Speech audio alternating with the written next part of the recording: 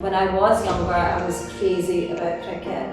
I used to watch old highlights of, old test matches between Australia and South Africa. Meheq, we're going to start off with a very simple question. Who is Meheq? Meheq, I don't know if I should answer. Do you mean personally or professionally? Both. Both, okay. I'd say personally Meheq is relaxed, chilled out, I go with the flow, but at the same time I'd say I'm ambitious, and I'd say I think I'm just fun to be around. I think that's what I like to enjoy my life. I don't like to be too serious, even though I'm ambitious. So life can get serious, but at the same time, I like to have that fun element in it. Otherwise, I think life just can become boring. Fair enough. And what about professionally? Professionally, I'm a national and international tennis player for Pakistan, and I'm also a sports presenter on television. So let's talk about your tennis career. Tennis is not something very popular in Pakistan. So how did it start off? So I've been playing since I was really young, and when I was 12 years old, I played my first international tournament abroad. I got selected in a team from the federation, and I went to represent Pakistan.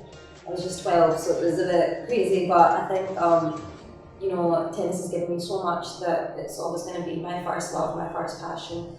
It's always going to be irreplaceable for me. And since that age, I've represented Pakistan internationally many times, and it's just been such a great journey, because I think when you do something like that, especially when you're from a country like Pakistan, where women athletes, especially at that time, it wasn't popular at all. Absolutely. So it was something very, very unique. Now we actually see women athletes in the scene and everything, but at that time it was very unique, and especially to travel abroad to play your sport. So it was just such an amazing journey, because I remember my journey was so different from all my school friends, and so it was just so unique in every way, and I think I'm always going to cherish it forever. You talked about athletes in Pakistan and female athletes especially. What were some of the hurdles you faced as a tennis player especially? Honestly, I think the biggest hurdle is that it's not really such a popular sport in Pakistan, like you said.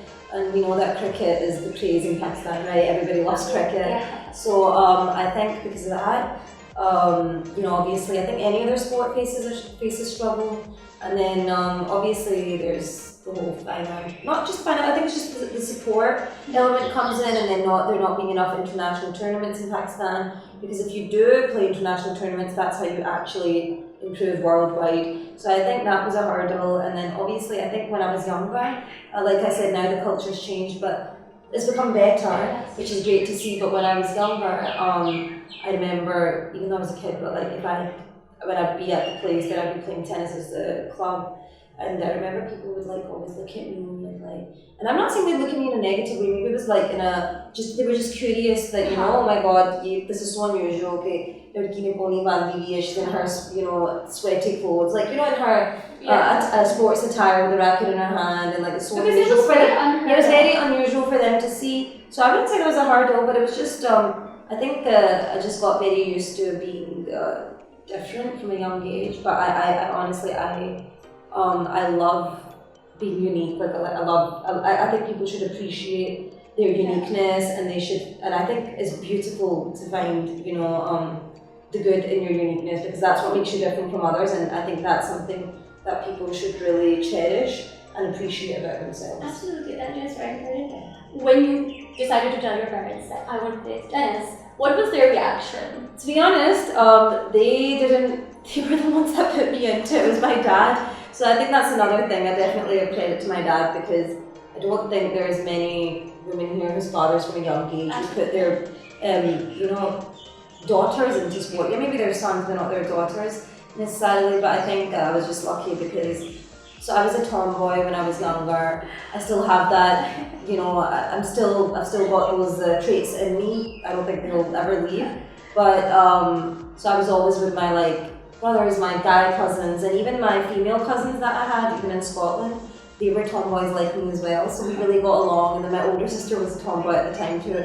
So for me, it was like never, I was always into being active and playing sports in my backyard, different sports. It's not like the first sport I ever played for fun, whatever, was tennis. You know, I remember it was basketball, and then we played cricket, and sometimes it was football and badminton. It was all sorts of sports.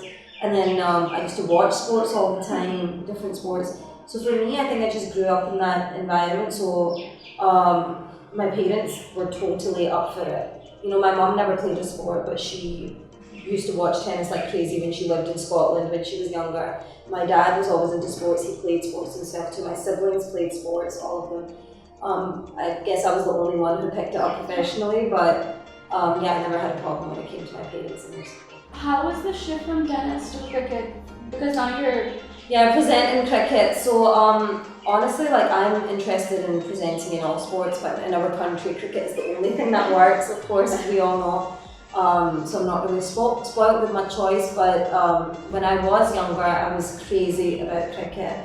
I used to watch old highlights of, I used to watch highlights of old test matches between Australia and South Africa when Pakistan wasn't even playing. And my mum used to be like, why are you watching this? Like, change the channel, because she wanted to watch it. She'd be like, it's not even Pakistan playing, and it's an old test match. And I'm like, no, I want to watch this. Oh my god. So I was really crazy about cricket when I was younger. Then obviously, because, you know, I started playing tennis, I had to train a lot and stuff, so, you know, all my attention just went towards tennis. But I did used to watch a lot of cricket, so I did have an interest in it since a young age. So since you say that you watched cricket growing up as well, now you're on the field watching it, what do you think is needed for the Pakistani female team to progress further, to get more traction? So right now I am actually currently the presenter for the Pakistan-South Africa versus Pakistan Women's series in Karachi. That's why I'm here. But I think, so honestly, from what we witnessed in these last 2 games with South Africa, is a strong side. They were the runner-ups in the World Cup. And I mean, I don't think anybody was expecting the Pakistani women's team to win this series, but they won both their matches. They had to chase 150 plus runs in T20, and they did it, and they've won the series already. They're going to try to aim for a whitewash. Let's see if it happens today. But I think the way they've been playing, we saw a lot of improvement. Bowling is their stronger side, but in their batting side, we've seen a lot of improvement. They played with a lot of intent, a lot of there's been improvement in their skill and their fitness. So I think they've already shown us that they've improved. They've been working hard, clearly. We can see that in their matches, you know, we can see it with their results. So I think just they need to keep at it, they need to keep their head down, work hard, just like I think every athlete needs to do, even after winning, even after coming out victorious. You know, the journey doesn't end. If you're playing, as long as you're playing, you should always think about improving. Even if you're number 1 in the world, you need to keep improving. You need to, that should be the work ethic. So. How do you think Pakistani audiences are going to become warmer to women in sports? I think it's improved. Like I said, I think with time, I think social media has a big role to play in it as well.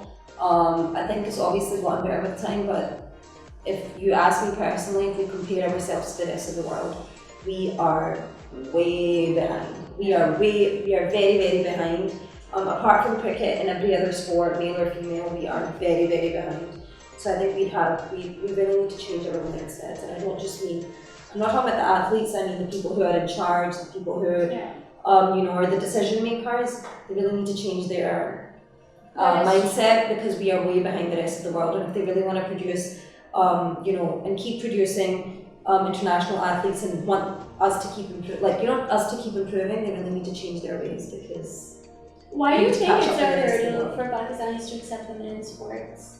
I'm sorry. Why do you think it's a hurdle for people to just accept women to go into sports? I think it's our culture. I think it's just the way our society is, the way our culture is. For so many years, you know, women are just seen to not be so independent, to get married. And I'm not saying there's anything wrong with getting married and have kids. Of course, there's, you know, go for it. But there's more to life than that too. And of course, if somebody wants to get married, have kids, want to settle down, and they just want their life to be that, to each their own. There's nothing wrong with that. But then you should also let the people who want to, you know, be independent, want to work hard, want to be athletes or anything else, you should also respect their journey and their decision in their life.